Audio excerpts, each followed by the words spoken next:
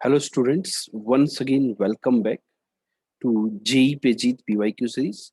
आज का ये जो सेशन है इसके अंदर हम लोग बात करने वाले हैं जेई एडवांस 2014 की प्रॉब्लम्स, जो कि chapter definite integration in area से आई थी। जैसा कि आप यहाँ पे देख पा रहे हैं, टोटल 120 का जो पेपर था मैथमेटिक्स का, उसमें से 18 मार्क्स के क्वेश्चन डेफिनेट इंटीग्रेशन से आए थे, दैट इज 15%। तो again this chapter is was very important in 2014 और ये हमेशा के लिए इंपॉर्टेंट रहा है। हमेशा 10% से ज्यादा क्वेश्चन यहाँ पर आ रहे हैं प्यारे बच्चों। तो चलते हैं किस प्रकार के क्वेश्चंस यहाँ पर पूछे गए थे, वन बाय वन डिस्कस करते हैं dear student. So let us start with the first question here. देखिए डियर स्टूडेंट कि जो फर्स्ट क्वेश्चन था कि एक फंक्शन था ए टू बी, और ए से बी उसका इनपुट था और वन टू इन्फिनिटी उसका आउटपुट था। वो कंटिन्यूस फंक्शन था कि एफ एक्स जो है वो कंटिन्यूस फंक्शन है और जी आर टू आर में इस प्रकार से डिफाइन किया गया है। Then you need to comment about the continuity and the differentiability of the g x. ठीक है, तो यदि मैं जी की कंटिन्यूटी या डिफरेंशियबिलिटी के ऊपर कमेंट करूं तो मैं at x equal to a पे बात करूं। Let's say at x equal to a, तो एक्स इक्वल टू ए पर जी ऑफ ए माइनस की वैल्यू कितनी है? जीरो है। यहाँ पे देख सकते हो आपकी a माइनस पर g की वैल्यू कितनी है? जीरो है। If I talk about functions value at g of a, you know that you will put x equal to a, तो a से a में इंटीग्रेशन एग्जैक्ट लिमिट में कितना हो जाएगा? जीरो हो जाएगा। Now let's talk about the g of a plus, right? So g of a plus is the right hand limit. तो यहाँ पे a से a प्लस में लगभग कितना होगा? अब आप देखिए कि फंक्शन f जो था वो कंटिन्यूस था, तो a से a प्लस में कोई वेरिएशन कुछ ज्यादा नहीं है, ये भी a प्लस ही होता है। ठीक है, तो कंटिन्यूस था तो सेम ही वैल्यू रहेंगी, तो वो भी कितना रहेगा? सेम वैल्यू में जीरो ही रहेगा। मतलब फंक्शन जो है वो a के ऊपर कंटिन्यूस है। अब देखो यहाँ पर इसका इंटीग्रेशन कंटिन्यूस आना ही है, ठीक है, कोई दिक्कत नहीं है। अब बात कर लेते हैं बी पर, जहां पर डिसकंटिन्यूटी हो सकती है। तो मैम बात करी सिमिलरली बी के ऊपर, फंक्शन जो था ना वो कंटिन्यूस था, तो जी ऑफ बी माइनस और जी ऑफ बी दोनों इस डेफिनेशन से आएंगे, तो वो होंगे a to b f of t d t, integration a to b f of t d t, right? और g of b plus right hand side वाली लिमिट वो भी यही है, इंटीग्रेशन में दिया हुआ। यहाँ पर देखिए एक्स यदि बी से प्लस जाएगा तो a to b f of t d t. यहाँ से हम लोग इवेलुएट कर सकते हैं कि बी पर क्या कहानी होने वाली है और ए पर क्या कहानी होगी। आई होप आपको ये फंडा क्लियर हो गया होगा कि यहाँ पर जो पॉसिबल पॉइंट्स ऑफ डिसकंटिन्यूटी थे, वहां पर जो फंक्शन है जी एक्स वो कैसा आ रहा है? कंटिन्यूस आ रहा है। सो जी इज कंटिन्यूस, ठीक है, but not differentiable at A, not differentiable या डिफरेंशिएबल, इसके बारे में अपन लोग बात करते हैं। अब देखो यदि फंक्शन कंटिन्यूस होता है तो you can directly differentiate the function, right? तो g dash is 0 if x is smaller than a. Here you can differentiate with the help of the Leibniz, so that is 1 into fx when x is less than b and greater than a, inequality हटा देंगे हम लोग, and this is 0 when x is greater than b. अब dear student F of ए का value और f of B का value, ए plus या A B minus की वैल्यू, ये बताइए राइट हैंड डेरिवेटिव ए पर एफ ऑफ ए प्लस आएगा, एफ ऑफ ए आएगा, राइट? ए प्लस की जो वैल्यू, तो वहां पर फंक्शन का आउटपुट क्या होगा? वन से इन्फिनिटी के बीच में होगा, क्योंकि एफ कंटिन्यूस फंक्शन था और एफ का जो आउटपुट है वो वन से इन्फिनिटी के बीच में।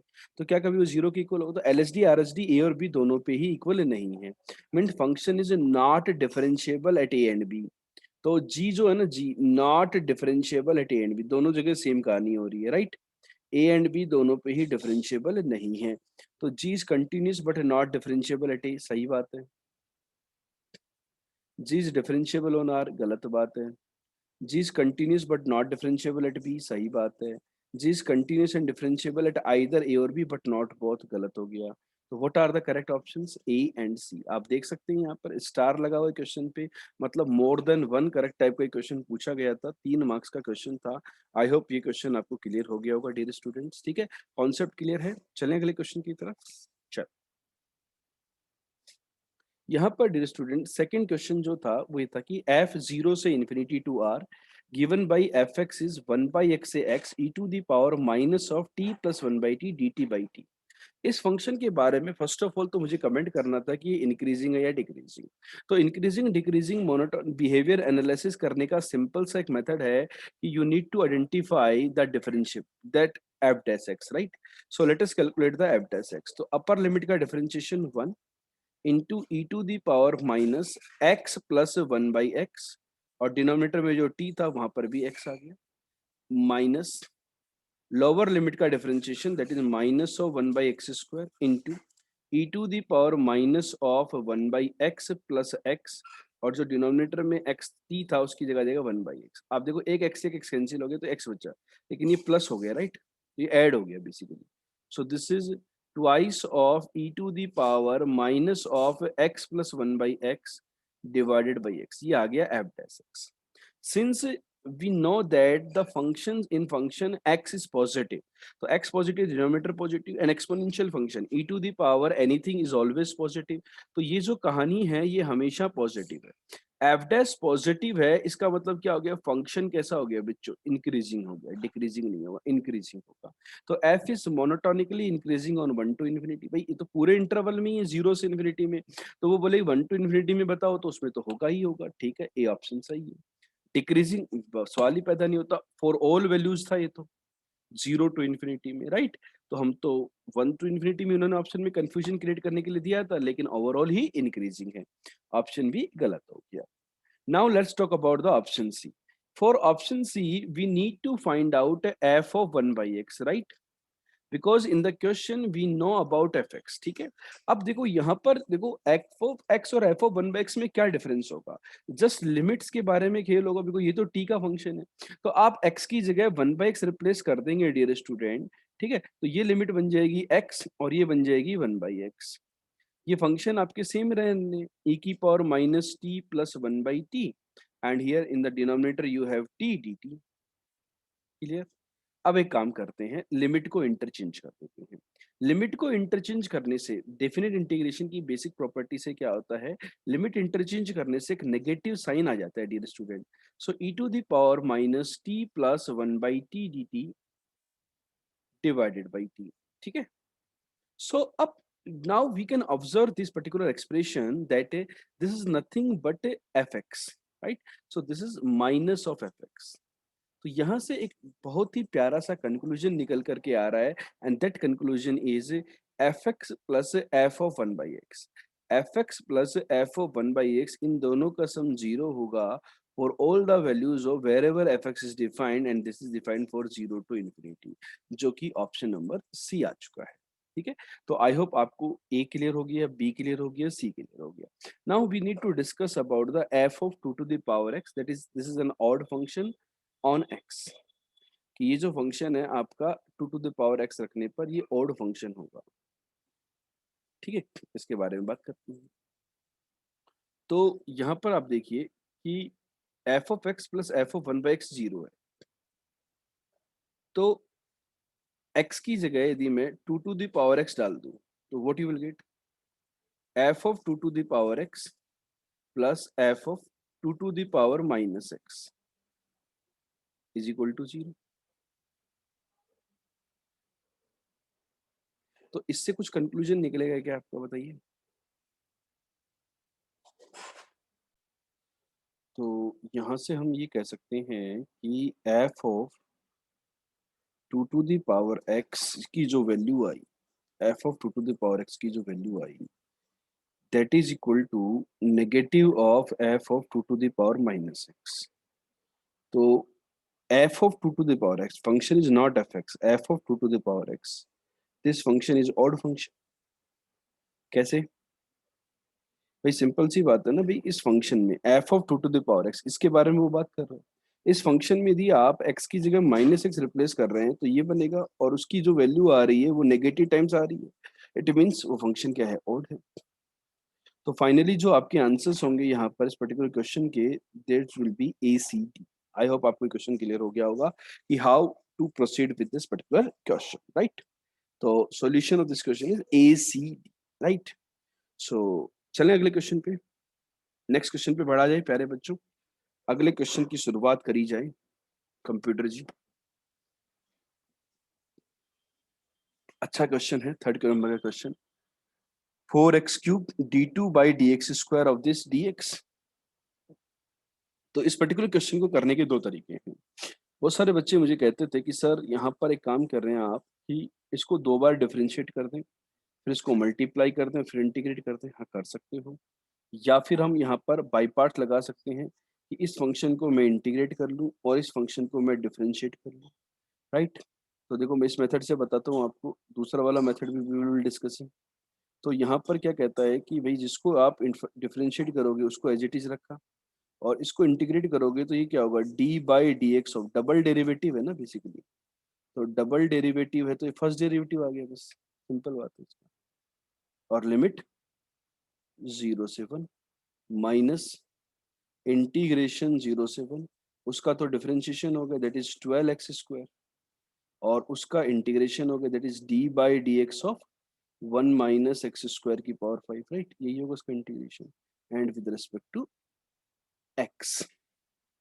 अब क्या किया जाए डियर स्टूडेंट, यहाँ पर अब आपको इस फंक्शन को डेरिवेटिव करना ही होगा लिमिट पुट करने के लिए, तो आप पहले इसको डेरिवेटिव करेंगे तो that is 4x cube 5 times 1 minus x square की power 4 into minus of 2x, right?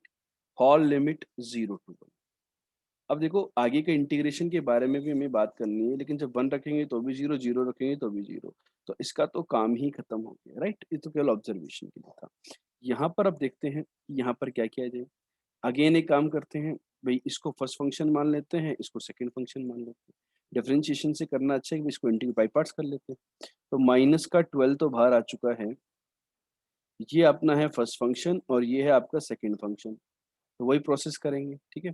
तो फर्स्ट फंक्शन जो है एक्स स्क्वायर उसको एज इट इज रखा अपन ने और इस फंक्शन को इंटीग्रेट कर दिया, तो इस फंक्शन का इंटीग्रेशन क्या होगा, 1 माइनस एक्स स्क्वायर की पावर 5, इसमें लिमिट डाल देंगे 0 से 1 माइनस इंटीग्रेशन 0 से 1।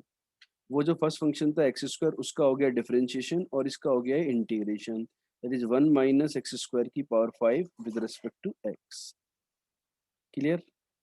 तो ये आ गया माइनस, ये तो 0 हो गया, माइनस का 12 एज इट इज, ये स्क्वायर ब्रैकेट 1 रखेंगे तो भी 0, 0 रखेंगे तो भी 0, ठीक है? माइनस का यहाँ कैसे इंटीग्रेट करें, हम 1 माइनस एक्स स्क्वायर को कुछ बोल दें टी, 1 माइनस एक्स स्क्वायर को कुछ बोल दें टी, तो माइनस का 2x dx dt बन गया, तो ये प्लस आ जाएगा। x की वैल्यू 0 है तो t की वैल्यू 1 है, x की वैल्यू 1 है तो t की वैल्यू 0 है, ये है t to the power 5 dt, ठीक है? तो -12 टाइम्स एक इंटीग्रेशन की लिमिट भी चेंज कर दो आप, तो t to the power 6 divided by 6 limit 0 से 1, तो ये आ गया आपका 12/6, that is your answer is 2, ठीक है? यहाँ से आपने क्या किया, कंप्लीटली उसको डबल डेरिवेटिव जो था उसको डिफरेंशिएट नहीं किया, आपने बाई पार्ट्स लगाते गए और उसको सोल्व कर डाला आपने। आई होप आपको ये जो पर्टिकुलर क्वेश्चन है इसका ये जो मेथड है ये क्लियर हो गया होगा। We will be discussing this particular question using the another method as well, right? तो देखो सेकंड मेथड की तरफ चलते हैं इसी क्वेश्चन में कि how you can solve this particular question. यहाँ पे डियर स्टूडेंट आप देखिए what we can do, we can differentiate this function, right? So let us discuss the differentiation of this function. So this is the d by dx, इसका differentiation, तो ये होगा 5 times 1 minus x square की power 4 into minus of 2x, right? So क्या complete है differentiation कर दें, हम यहाँ पे कर देते हैं, तो -10 D by d x of x into 1 minus x square की पावर 4, तो इसका डिफरेंशिएशन -10, एक बार तो आएगा 1 माइनस एक्स स्क्वायर की पावर 4 और एक बार आएगा plus x into 4 times 1 minus x square का होल क्यूब इंटू -2x, ठीक है? तो ये जो इंटीग्रेशन है दिस विल बी इंटीग्रेशन 0 से 1 4x क्यूब, ये -10 आगे एक्स्ट्रा आपके पास 1 माइनस एक्स स्क्वायर की whole power 4 minus 8x square into 1 minus x square की पावर 3 dx। अब बात ये आती है भाई पावर 4 को ओपन कौन करेगा, राइट? बड़ी समस्या है पावर 4 को ओपन करने के लिए। तो हम एक काम ये कर सकते हैं, यहाँ पर हम x को sin थीटा वगैरह सब्स्टिट्यूट कर देते हैं, x को sin थीटा पुट कर देते हैं, तो उससे इंटीग्रेशन जो होगा वो काफी इजी हो जाएगा। भाई cos थीटा d थीटा, भाई dx जो हो जाएगा वो क्या हो जाएगा, cos थीटा d थीटा, और लिमिट भी 0 से π/2 में जाएंगे। तो ये जो फंक्शन है ना, ये वाला, इसके साथ 4x³ इंटू ये पूरा, तो ये जो -10 है और 4 है, -40 को बाहर रहने दो आप, लिमिट बन जाएंगे डियर स्टूडेंट 0 से π/2। यहाँ पर x³ में डालोगे तो बनेगा sin³ theta, 1 minus sine square cos square, तो cos की पावर 8, और एक dx में आएगा तो cos की power 9 theta d theta, right, minus integration 0 से π/2, इस टर्म को अलग कर रहा हूँ, राइट। तो 4 तो बाहर जा चुका है, x³ और x स्क्वायर, x की पावर 5, तो साइन की पावर 5 थीटा, यहाँ पर हो जाएगा cos की पावर 6 और एक वैसे cos की पावर 7 थीटा d थीटा, और ये जो 8 है ये तो आएगा ही आएगा यहाँ पर, राइट।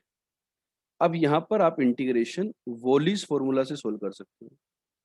भाई 3 है तो क्या होगा, 2 से स्टार्ट होगा, 9 है तो कैसे स्टार्ट होगा, 8 6 4 2, and denominator will be odd है तो 1 ही आएगा इनटू में, तो π/2 तो आएगा नहीं, तो 12 10 8 6 4 2 वोलिस फॉर्मूला, ये सब कैंसिल हो गया, 1/60 आ गई है, ठीक है, माइनस 8 टाइम्स 5 की वजह से आएगा 4 2, और 7 की वजह से आएगा 6 4 2, डिनोमिनेटर विल बी 12 10 8 6 4 2, 8 6 4 2 देखो ये गया, और 4 से ये गया 3, और 2 से ये गया 5, इस आप -40 को भी अंदर मल्टीप्लाई कर दो तो ये आ जाएगा माइनस का 4/6, और ये आ जाएगा प्लस का 8। कैलकुलेशन देख लो एक बार, देख लेते यहाँ पर, ये minus minus plus 40/15, 40 divided by 15, तो 5 से कैंसिल हो जाएगा, 8/3, and this is 2/3, 8/3 minus 2/3, your answer is 6/3, so that will give you 2, ठीक है। तो ये हो गया हमारा मेथड 2, इससे भी आप सोल्व कर सकते थे, ठीक है। तो स्टूडेंट्स आई होप आपको ये प्रॉब्लम क्लियर हो गया होगा, ठीक है। तो थोड़ा सा लेंथी प्रॉब्लम था, यहाँ पे कैलकुलेशंस थी, लेकिन क्वेश्चन जो था वो आसान था। यदि हम मेथड 1 से जाते हैं तो प्रॉब्लम ज्यादा आसान रहेगा एज कम्पेयर टू मेथड 2। देखते हैं और भी क्वेश्चन पूछे गए थे क्या, हाँ एक कॉम्प्रिहेंशन भी यहाँ पर आया था, पैराग्राफ। आप यहाँ पर देखिए dear student, given that for each a belonging to 0 to 1, limit s tending to 0 plus, basically 0 to 1 t to the power minus है 1 minus t to the power a minus 1 dt exist. अब ये जो limit आएगी ये a के term में आएगी, तो मान लेते हैं कि जो लिमिट है ये g ऑफ a है। In addition it is given that the function g is differentiable, ये जो इंटरवल है इसके अंदर ये जो फंक्शन है g ये डिफरेंशिएबल भी है। तो हमें पहला जो क्वेश्चन है वो जी ऑफ हाफ निकालना है। तो मैं जी ऑफ हाफ निकालने के लिए बड़ी सिंपल सी कैलकुलेशन करता हूँ यहाँ पर, कि मैं हाफ ही पुट कर देता हूँ, और एच 0 प्लस की तरफ जाएगा तो लिमिट हो जाएगी 0 से 1, टी की वैल्यू हाफ डालने से 1/√t, और ये हो जाएगा 1/√1 माइनस टी डी टी, ठीक है। सो दिस इज नथिंग बट 0 से 1 dt upon √t minus a t square, right? How you will solve this particular integration? Now you observe that t minus t square, यदि मैं इसको perfect square बनाता हूँ, so this is 1/2 minus t का whole square, right? So you can say that 1/4 minus t plus t square, तो एक negative आ गया, तो यहाँ पर 1/4 भी आ गया, ठीक है। तो this is nothing but 0 से 1 dt upon √, 1/2 minus 1/2 minus T का होल स्क्वायर। तो ये √a² माइनस x², भाई इसको t बोलते हो तो एक नेगेटिव साइन आएगा, है ना, माइनस टाइम्स। तो इसका जाएगा sign inverse of 1/2 minus T upon 1/2, right. इसमें लिमिट आएगी आपकी 0 से 1, ये आ जाएगा। तो नेगेटिव टाइम्स जब आप 1 डालेंगे तो ये बन रहा है आपका π/2। चेक कर लीजिए आप, एक मिनट। इसको आप t माइनस हाफ का स्क्वायर बोले तो भी कोई फर्क नहीं पड़ेगा ना यार। तो नेगेटिव में तो कोई दिक्कत आएगी नहीं, प्लस ही आएगा। तो यहाँ पे t माइनस हाफ ही बोल देते हैं हम लोग, ताकि जब 1 डालेंगे तो साइन इनवर्स हाफ आएगा, हाफ बाई हाफ 1 हो गया। और जब 0 डालेंगे तो sine inverse of -1, that is -π/2। तो नेगेटिव ऑफ π/2 भी एक नेगेटिव और है ऑलरेडी, तो -π/2 और -π/2 दिस विल बिकम π, राइट।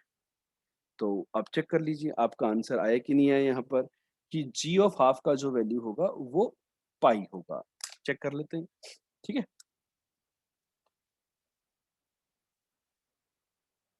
तो यहाँ पर डियर स्टूडेंट ये कैलकुलेशन क्लियर हो गई है आपको कि ये तो पाई आ गया, राइट। तो ये तो पाई आ गया था, राइट। और जो फिफ्थ क्वेश्चन है, जी डैश ऑफ हाफ की कैलकुलेशन देखते हैं। तो जी डैश ऑफ हाफ के लिए आपको ये जो फंक्शन था ना, इसको थोड़ा सा एक बार देखना होगा कि limit s tending to 0 plus, limit h tending to 0 plus, ये जो फंक्शन है ये है क्या, एच से लेकर के 1 minus h t to the power minus a and 1 minus t to the power 1 minus a d t. Check कर लें एक बार, यही है क्या, t to the power minus a 1 minus t to the power a minus 1 d t, a minus 1, not 1 minus a minus 1। तो ये आपका जी ऑफ ए है। देखो थोड़ा सा आइडिया मैं यहाँ पे ये लगाना चाह रहा हूँ कि भाई जी डैश हाफ, तो मैं एक काम करूँ, जी डैश ऑफ 1 माइनस ए की वैल्यू निकाल दूँ, क्योंकि ये पावर सिमेट्रिकल थी। तो इसको यदि मैं ऐसा करता हूँ तो limit h tending to 0 plus, समझना एक बार, h to 1 minus h t to the power, यहाँ पर हो जाएगा भाई माइनस ए है ना, तो उसकी जगह यदि आप 1 माइनस ए डालोगे तो ए माइनस 1 बन जाएगा। और यहाँ पर भी यदि आप 1 माइनस टी रहेगा बेस, तो पावर में यदि ए की जगह 1 माइनस ए आएगा तो ये माइनस ए बन गया, ठीक है। तो ये डी टी, ठीक है। अब यहाँ पर मैं काम करता हूँ, किंग्स प्रॉपर्टी लगा देता हूँ, a plus b minus x property integration में। तो उससे क्या एडवांटेज होगा, उससे एडवांटेज सिंपल सा है, limit s tending to 0 plus upper limit और लोअर लिमिट का सम 1 है। तो टी की जगह 1 माइनस टी आ जाएगा, 1 माइनस टी की पावर ए माइनस 1। और यहाँ पर यदि आप टी की जगह 1 माइनस टी डालोगे तो टी बन जाएगा, तो टी की power minus a d t. तो ये जो फंक्शन आ रहा है ये जी ऑफ ए के इक्वल है। तो यहाँ से ऑब्जर्वेशन से हमारे पास ये क्या हुआ, ये प्रॉपर्टी लगाने से एक कंक्लूजन आ गया, सॉरी ये g of 1 minus a, g dash नहीं था, कि जी ऑफ 1 माइनस ए का वैल्यू जी ऑफ ए के इक्वल है, राइट। अब यदि मैं इसको डिफरेंशिएट करूं तो g dash of 1 minus a into -1 at with respect to a, differentiate with respect to a, so you will get g dash of a. अब यहाँ पर यदि मैं ए का वैल्यू हाफ पुट कर दूं तो आपको सीधा सीधा सा दिख रहा है कि g dash of half negative times is equal to g dash of half. तो यहाँ से आपके पास जी डैश हाफ की जो वैल्यू है वो 0 आ गई, राइट। तो आई होप आपको क्वेश्चन क्लियर हो गया होगा कि क्वेश्चन नंबर 5 को हम किस प्रकार से अप्रोच करेंगे, ठीक है। तो यहाँ पर देखो ये जो कॉम्प्रेंशन था, पहला पार्ट ये था और दूसरा पार्ट ये था, ठीक है। क्लियर नहीं स्टूडेंट, ठीक है। तो देखते हैं और कौन से क्वेश्चन पूछे गए हैं इस चैप्टर, इस पार्ट से 2015 के अंदर, 2014 के अंदर, सॉरी स्टूडेंट्स। एक ये हमारे पास मैच द कॉलम पूछा गया था, क्वेश्चन नंबर 6, कि इस मैच द कॉलम में हम किस प्रकार से क्वेश्चन को सोल्व कर सकते हैं। वन बाय वन इसको अप्रोच करते हैं। डियर स्टूडेंट्स, यहाँ पर देखते हैं हम लोग कि जो पी पार्ट है, number of polynomials fx with non-negative integer coefficient of degree less than equal to 2. So you can assume the function to be maximum degree is 2. So ax square plus bx and the c you can assume 0 because f of 0 equal to 0, right? So this is your function. Now see 0 to 1 fx dx is equal to 1. तो ax square को integrate करेंगे तो you will get ax cube by 3 and bx को integrate करेंगे तो you will get bx square by 2 and the limit will be from 0 to 1 is equal to 1. यहाँ से एक रिलेशनशिप आया कि 2a plus 3b एलसीएम ले लेंगे, that is equal to 6. Now in the question it is known that the polynomial has the coefficient non-negative integer, means a and b are non-negative integers. So only possibility that a और b has, a यदि 0 हो गया तो b का value 2 हो गया, या a 3 हो गया तो b 0 हो गया, और कोई पॉसिबिलिटी है ही नहीं नॉन नेगेटिव इंटीजर की. तो how many polynomials do exist for which it will happen? So only 2 polynomials are there. ठीक है, कितनी पॉलिनोमियल है? 2. तो यहाँ पर ये पूछा नंबर ऑफ पॉलिनोमियल्स, तो दैट इज 2. तो p का जो आंसर है दैट विल बी 2, राइट? चलते अगले पार्ट पे. जो क्यू पार्ट है उससे पूछा गया the number of points in this interval at which this function attains its maximum value. तो this is of the type sin theta plus cos theta.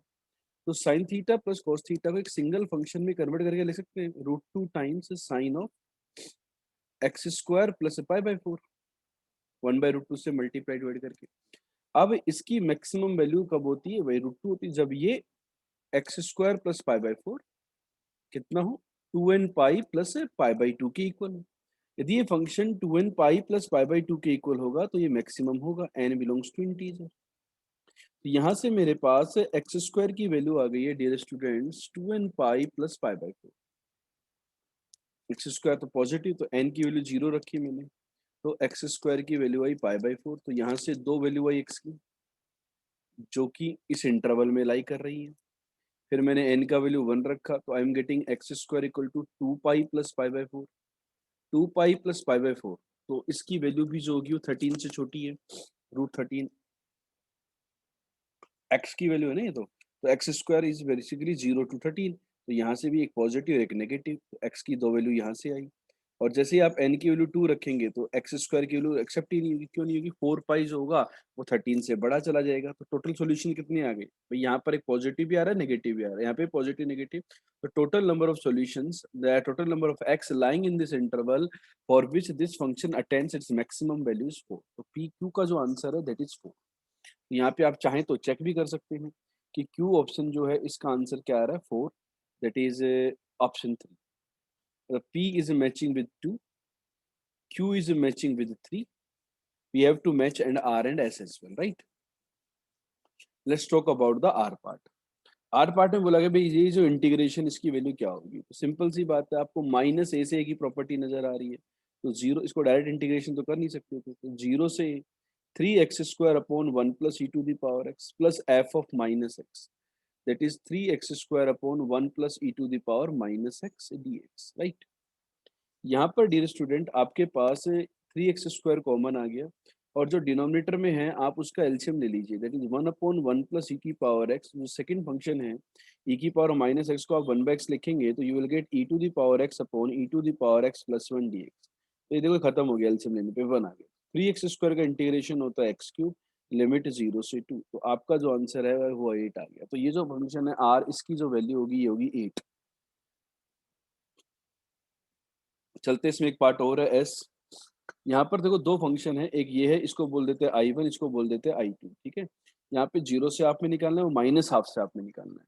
तो I1 में यदि मैं माइनस ए से ए की प्रॉपर्टी लगाऊं तो बेसिकली वो क्या है? देखो यहाँ पर ध्यान से दीजिए, माइनस ए से ए में लेट्स से ये फंक्शन था एफ एक्स डी एक्स, और ये यदि फंक्शन ऑड फंक्शन होता है तो इसकी वैल्यू 0 होती है, और यदि I1 0 हो गया तो इसकी वैल्यू ही 0 हो गई. तो let us prove that f x is an odd function. तो f x is what? Cos of 2x into log of 1 plus x upon 1 minus x. अब आपको पता है डियर स्टूडेंट, ये जो फंक्शन होता है ये इवन इवन होता है, कॉस इवन फंक्शन होता है, और ये जो फंक्शन है ये ऑड फंक्शन है. तो ऑड इंटू इवन कैसा होता है? ऑड होता है. आप चेक करना चाहें तो एफ ऑफ माइनस एक्स निकाल लीजिए, कॉस ऑफ माइनस 2x क्या हो जाएगा? कॉस 2x, और ये जो होगा लॉग वाला ये हो जाएगा 1 minus x upon 1 plus x. Reciprocal कर देंगे इसका तो नेगेटिव टाइम्स एफ एक्स आ गया, तो ऑड फंक्शन तो ये जीरो हो गया। तो एस पार्ट का जो आपका आंसर है दैट इज जीरो, राइट। तो यहाँ पर हम चेक कर रहे हैं कि भाई पी का 2 आया, क्यू का 3 आया, आर का जो ऑप्शन आ रहा है दैट इज 8, मतलब ऑप्शन 1, एंड एस का जो ऑप्शन आया दैट इज ऑप्शन 4, राइट। ये जो भी ऑप्शंस वाले ऑप्शन होंगे वहां पर हम करेक्ट टिक आंसर कर देंगे। तो आई होप डियर स्टूडेंट आपको ये जो क्वेश्चन है क्वेश्चन नंबर 6 ये क्लियर हो गया होगा। चलें बढ़े आगे दोस्तों, ठीक है। तो देखो बच्चों, यहाँ पर जे एडवांस 2014 में एक क्वेश्चन और आया था that is integral pi by 4 to pi by 2 cosec x to the whole power 17 dx, right. अब हमें इस क्वेश्चन को सोल्व करना था कि भाई ये किसके इक्वलेंट है, सिंगल चॉइस क्वेश्चन था ये। तो यहाँ पे देखो थोड़ा सा अजम्पशन करना मुश्किल था कि भाई किस प्रकार से हम अप्रोच करें। यहाँ पर ऑप्शन से देखो e की पावर u और e की पावर माइनस यू है, और log के अंदर वैल्यू है भाई पाई बाई 4 डालने पर और पाई बाई 2 डालने पर log के अंदर ये वैल्यू तो आएगी नहीं। तो यहाँ पे देखो थोड़ा सा मैं आपको एक आइडिया देता हूँ कि log के अंदर tan x बाई 2 मानिए आप, log tan x बाई 2 को t मानिए। ऐसा क्यों? बिकॉज मुझे पता है कि tan पाई बाई 8 की वैल्यू 1 + √2 या 1 - √2 में से एक होती है। tan पाई बाई 8 की वैल्यू क्या होती है? 1 - √2, ठीक है। और tan पाई बाई 4 जीरो होती है, तो लिमिट मैच कर रही है यहाँ पर। तो ऐसा करने से क्या हुआ, लिमिट आ गई मेरी ln 1 माइन सॉरी √2 - 1, सॉरी √2 - 1 से लेकर के ln pi by 4 zero, and here you will have, इसको कैसे रिप्लेस करें अब? तो यहाँ पर देखो, यहाँ से देखो tan x बाई 2 का जो वैल्यू आ रहा है वो e की पावर t आ रहा है, तो ठीक है। तो tan x बाई 2 यदि e की पावर t है तो साइन थीटा निकाला जा सकता है। Sine theta is 2 tan theta upon, sine theta is 2 tan theta by 2 upon 1 + tan square theta by 2। तो यहाँ से यदि मैं tan x बाई 2 को यदि मैं e की पावर t बोल देता हूँ, तो this is twice of e to the power t upon 1 + e to the power 2t। तो ये आ गया, तो मैं कह सकता हूँ कि जो cosec x है उसको मैं रिप्लेस कर सकता हूँ, ई की पावर टी को डिवाइड कर दो तो ट्वाइस नीचे आएगा 2, तो ई की पावर टी प्लस ई की पावर माइनस टी बाई 2। तो ये जो 2 cosec x है ना उसकी जगह आप ये लिख सकते हो, तो ठीक है। लेकिन dt का भी देख लेते हैं। ln tan x बाई 2 की जो वैल्यू थी वो t थी, तो dx क्या आएगा वो भी चेक कर लेते हैं। इसको डिफरेंशिएट करते हैं, तो you will get 1/tan x/2 into half of sec square x by 2 into d x is equal to d t. तो sec स्क्वायर और tan स्क्वायर कन्वर्ट होकर के 1/sin x डी एक्स, मतलब cosec x डी एक्स की वैल्यू ही d t है। तो ये तो बड़ा मजा आ गया भाई, सिंपल सी बात है। कैसे? एक cosec x और dx इसको अलग कर दो आप, cosec x dx को, तो वो तो dt हो जाएगा। तो एक 2 को तो अलग कर दिया आपने और वो dt में चला गया। और 2 times cosec x, 2 times cosec x की जो पावर 16 बची ना, उसकी जगह हम ये लिख देंगे e की पावर t प्लस e की पावर माइनस टी, मतलब e की पावर t प्लस e की पावर माइनस टी इसकी whole power 16 and dt, right. ये आपका इंटीग्रेशन आ गया। 2 क्यों आया समझ में आ गया? अब देखो लिमिट को थोड़ा सा बैलेंस किया जाए, ठीक है।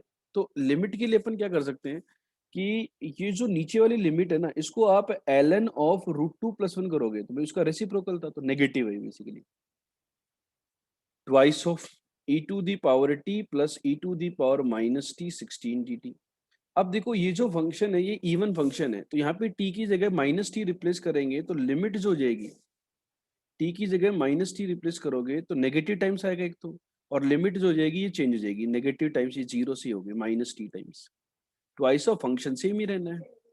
अब इस नेगेटिव को लिमिट इंटरचेंज करके हम रिप्लेसमेंट कर सकते हैं, तो ये फंक्शन वही बन गया that is twice of 0 to ln 1 + √2 e to the power t plus e to the power minus t whole power 16 dt।